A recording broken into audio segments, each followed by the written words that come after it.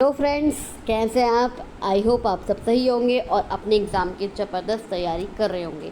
तो मैं आज आप लोगों के लिए लेकर आई हूँ जीएस के एमसीक्यूज़ जो कि आपके बेस्ड हैं हिस्ट्री पर आपके बेस्ड मैं कुछ एमसीक्यूज़ लाई हूँ आपके जीएस के लिए, जो आपके एग्ज़ाम के लिए इंपॉर्टेंट होने वाले हैं। अगर आप यूपी जूनियर असिस्टेंट का एग्ज़ाम जो कि 27 तारीख को है और आज 8 तारीख हो चुकी है, कुछ ही दिन बचे हैं, 20 दिन बचे हैं आपके एग्ज़ाम के लिए।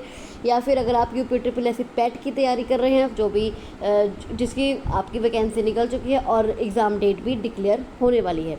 आपका इलाहाबाद हाई कोर्ट की भी आरओ एआरओ की वैकेंसी भी आपकी निकलने वाली है और आपका यूपीपीसीएल TG2 की भी एग्ज़ाम डेट कभी भी डिक्लेयर हो सकती है।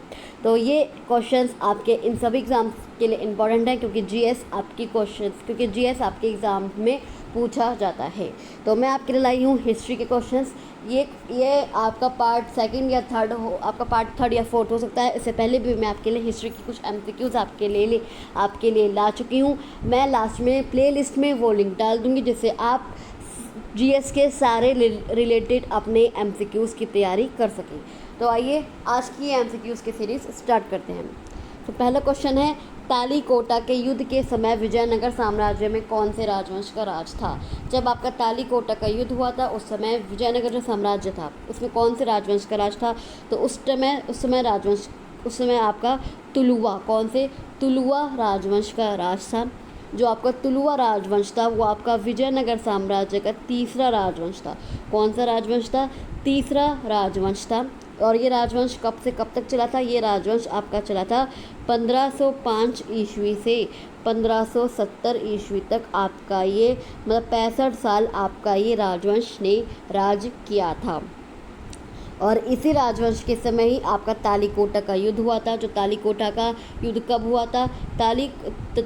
तालीकोटा का आपका जो युद्ध हुआ था वो हुआ था 23 जनवरी 1565। कब हुआ था? 23 जनवरी 1565 को आपका तालीकोटा का युद्ध हुआ था। उस समय आपको तुलुवा राजवंश का राज था। जो इसके तुलुवा राजवंश के राजा कौन थे? वो थे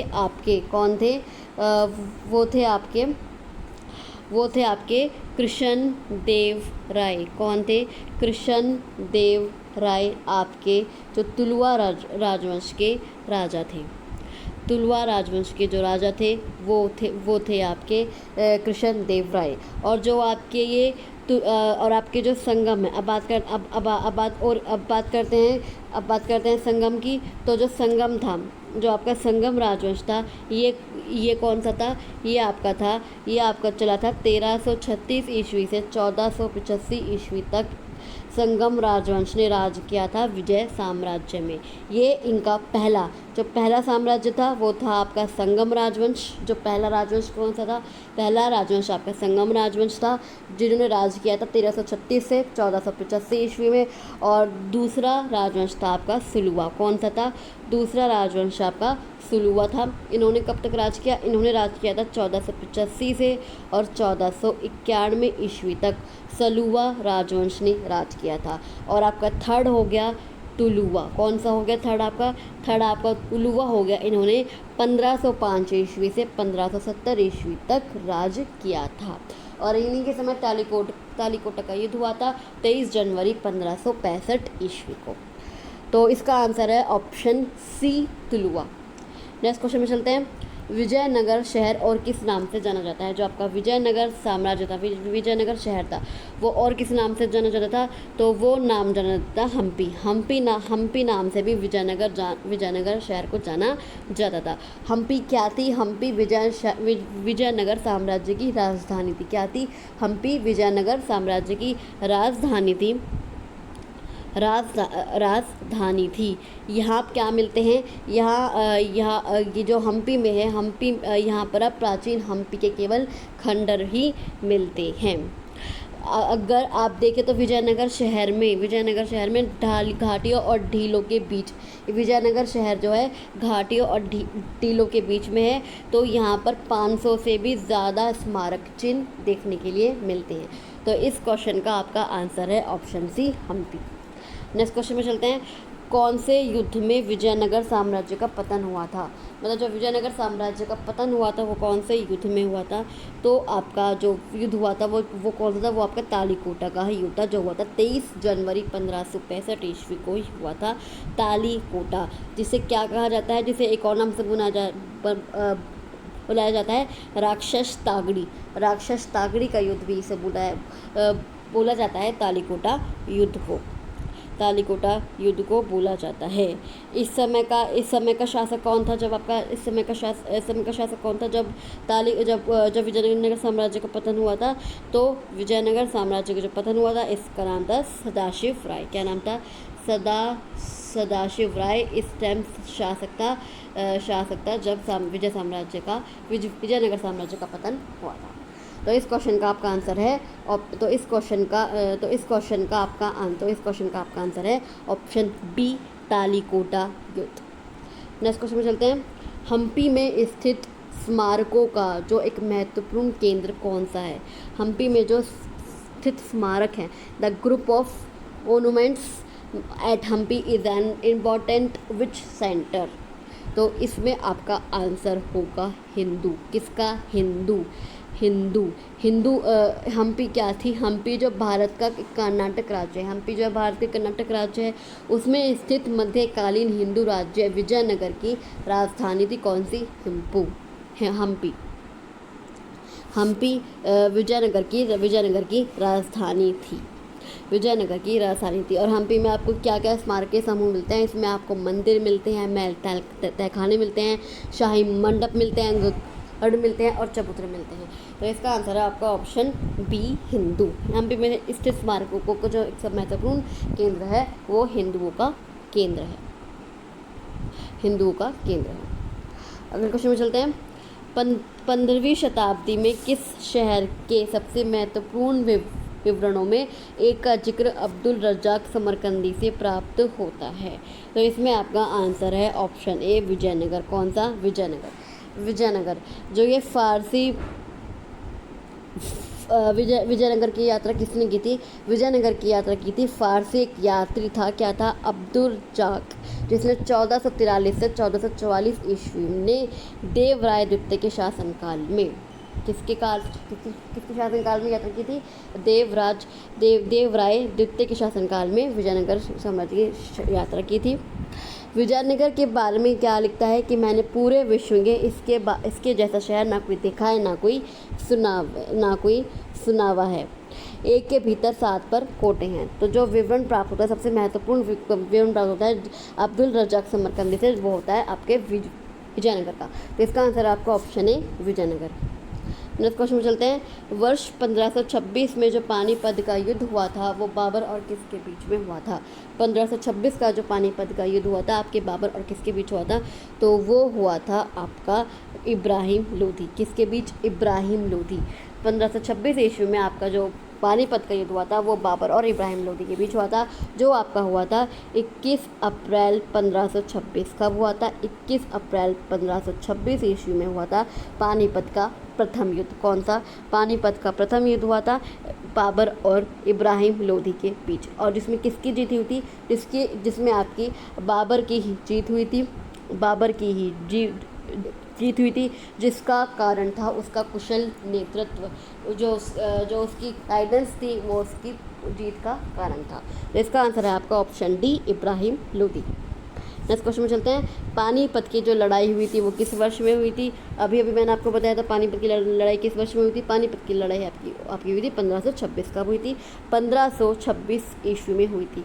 तो पानीपत की जो लड़ाई हुई थी वो कितनी लड़ाई हुई थी? पानीपत की आपकी 3 लड़ाई हुई थी। जो सबसे पहली लड़ाई थी आपकी 1526 ईस्वी में हुई थी, और जो दूसरी लड़ाई थी वो कब हुई थी? वो आपकी 1556 ईस्वी में। कब हुई थी? दूसरी लड़ाई आपकी 1556 ईस्वी में हुई थी, और जो तीसरी लड़ाई थी वो आपकी 1761 ईस्वी में हुई थी। ये आपकी दूसरी लड़ाई है, ये आपकी तीसरी लड़ाई है, और ये आपकी पहली लड़ाई है। पहली लड़ाई आपकी हुई थी 1526 में, दूसरी लड़ाई हुई थी आपकी 1556 ईस्वी में, और तीसरी लड़ाई हुई थी आपकी 1761 ईस्वी में। 1761 ईस्वी में। तो इसका आंसर है आपका ऑप्शन सी, 1526। नेक्स्ट क्वेश्चन में चलते हैं। मध्यकालीन भारत मध्यकालीन जो भारत था उसमें किसने पहली बार युद्ध में तोपों का इस्तेमाल किया था? किसने किया था तोपों का इस्तेमाल? तो वो किया था आपके बाबर ने।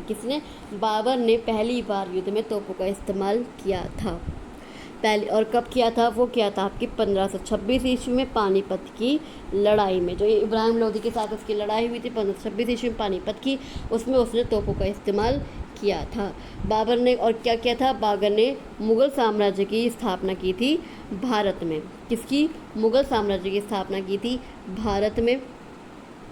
तो इसका आंसर आपका option A Babur. Next question चलते हैं। 1526 ईस्वी सन के पूर्व बाबर ने भारत पर कितनी बार आक्रमण किया था? जब पानीपत की लड़ाई हुई थी वो तो हुई थी 1526 में। उसने उससे जो पूर्व है वो भारत में कितनी बार आक्रमण किया था? तो उसने किया था 4 बार। कितनी बार? उसने 4 बार भारत पर आक्रमण किया था। पर 1526 में पहली बार पानीपत की लड़ाई लड़ी गई थी, पर उसने भारत पर 4 बार आक्रमण किया था। 4 बार आक्रमण किया था और चौथी बार बाबर जीत गया इब्राहिम लोधी को हराकर। तो इसका आंसर आपका ऑप्शन है 4 बार। नेक्स्ट क्वेश्चन में चलते हैं। सन 1526 ईस्वी में पानीपत की जो पहली लड़ाई हुई थी वो किसके जो आपकी सन 1526 में पहली लड़ाई हुई थी वो आपकी किस में हुई थी? ये लोधी साम्राज्य में हुई थी। और किसके बीच हुई थी? बाबर की। और किसकी हुई थी? बाबर की। अभी आपको बताया था किसके? बाबर के बीच हुई थी। सन 1526 पानीपत की पहली लड़ाई लोधी और बाबर के बीच में हुई थी। कब हुई थी? पानीपत की जो पहली युद्ध था वो पानीपत नामक गांव के निकट काबुल के तैमूरी शासक जहीरुद्दीन मोहम्मद बाबर एवं दिल्ली के सुल्तान इब्राहिम लोदी के बीच हुई थी। इस युद्ध में बाबर की विजय हुई। भारत में मुगल साम्राज्य का शासन हो गया। जिसका आंसर आपका ऑप्शन है बाबर। नेक्स्ट क्वेश्चन चलते हैं। बाबर का जो जन्म हुआ था वो किस वर्ष में हुआ था? आपका बाबर का जो जन्म हुआ था वो किस वर्ष में हुआ था? तो बाबर का जो जन्म हुआ था वो हुआ था आपका 1400। कब हुआ था? 1483। और डेट क्या थी? 14 फरवरी 1483 ईस्वी में फरगना घाटी के अंदीना नामक शहर में, जो अब क्या है अंदीना मतलब उज़्बेकिस्तान में हुआ था। उज़्बेकिस्तान में हुआ था। 1527 ईस्वी में खानवा के युद्ध में मेवाड़ के शासक राणा सांगा की हार हुई थी और बाबर की विजय हुई थी। तो 1483 में बाबर का जन्म हुआ था। आगे क्वेश्चन चलते हैं जिसका आंसर है आपका ऑप्शन सी 1483। नेक्स्ट क्वेश्चन में चलते हैं। हुमायूं का आपका जन्म किस वर्ष में हुआ था? हुमायूं का जो जन्म हुआ था वो हुआ था आपका 1508। कब हुआ था? 1508 ईस्वी में हुमायूं का जन्म हुआ था। और हुमायूं किसका पुत्र था? हुमायूं आपका बाबर का ही पुत्र था। हुमायूं किसका पुत्र था? हुमायूं आपका बाबर का पुत्र था। इसका जन्म हुआ था 6 मार्च 1508। 6 मार्च 1508 ईस्वी में हुमायूं का जन्म हुआ था। कहाँ पर? काबुल में।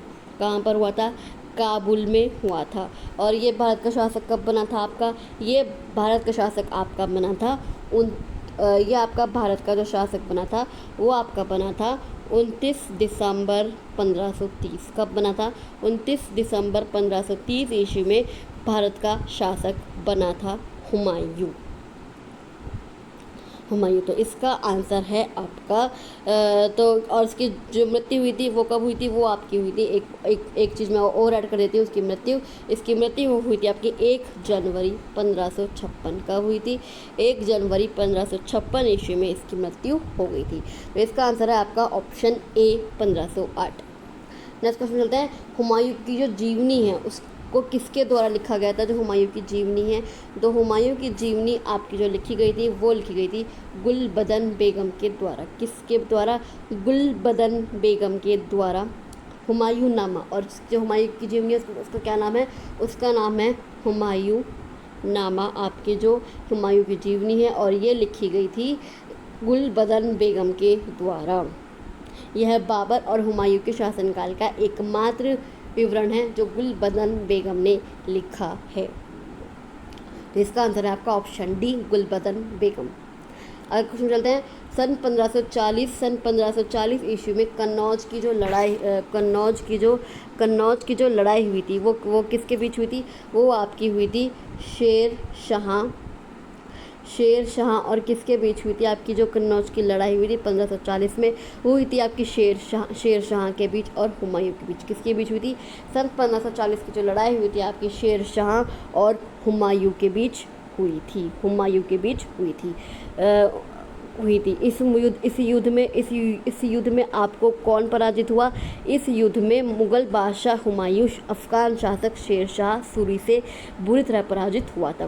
तो कौन पराजित हुआ? आपका हुमायूं पराजित हुआ था शेर शाह से। इसका आंसर आपका option B, Humayun. Next question में चलते हैं। जो कन्नौज की लड़ाई हुई थी वो किस वर्ष में हुई थी? अभी मैं भी आपको बताया था। जो कन्नौज की लड़ाई हुई थी वो 1500 हुई थी आपकी वो हुई थी आपकी 1540। और डेट कौन सी थी? डेट थी आपकी 17 मई। कब हुई थी? 17 मई 1540 ईस्वी में शेर शाह सूरी एवं हुमायूं के बीच लड़ाई हुई थी। शेर शाह सूरी विजय हुआ और उसने आगरा एवं दिल्ली पर कब्जा कर लिया, अधिकार कर लिया। इसका आंसर है आपका ऑप्शन सी, 1540। तो चलिए आज के लिए बस इतना ही। आपसे मिलती हूँ अगले वीडियो में। तब तक आप बताइए कि आपको मेरे क्वेश्चंस कैसे लगे, और अगर आपको मेरी वीडियो थोड़ी सी भी अच्छी लगी तो प्लीज़ मेरी वीडियो को लाइक कीजिए, इसको शेयर कीजिए, ताकि और लोग भी इन वीडियोस का फ़ायदा ले सके, इन क्वेश्चंस का फ़ायदा ले सके और उनको अपना एग्ज़ाम क्रैक करने में आसानी हो। तो मैं आपसे मिलती हूँ अगली वीडियो में। तब तक आपका कोई कमेंट है, कोई क्वेरी है या कोई भी डाउट है, आप मेरे कमेंट बॉक्स पर कमेंट कर सकते हैं, या अगर आपको किसी और टॉपिक पर भी कोई सेशन चाहिए तो आप वो भी ले सकते हैं। मैं आपके लिए वो सेशन ज़रूर लेकर आऊँगी। उसके अलावा मैंने डिस्क्रिप्शन बॉक्स में अपना टेलीग्राम ग्रुप का लिंक भी दिया है। आप मेरे टेलीग्राम ग्रुप को ज्वाइन कर लीजिए और आप वहाँ भी मुझसे कोई भी अपना डाउट, कोई भी क्वेरी आप मुझसे पूछ सकते हैं। तो मैं आपसे मिलती हूँ अगली वीडियो में। तब तक आप मेरे वीडियो को लाइक करते रहिए, शेयर कीजिए और मेरे चैनल को सब्सक्राइब करना मत भूलिएगा। Thank you. तब तक के लिए थैंक यू सो मच।